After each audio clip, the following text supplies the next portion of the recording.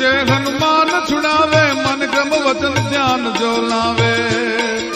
सब पर राम तपस्वी राजा, तिनके काज सकल तुम साजा। सब पर राम तपस्वी राजा, तिनके काज सकल तुम साजा। तिनके काज सकल तुम साजा, तिनके काज सकल तुम साजा।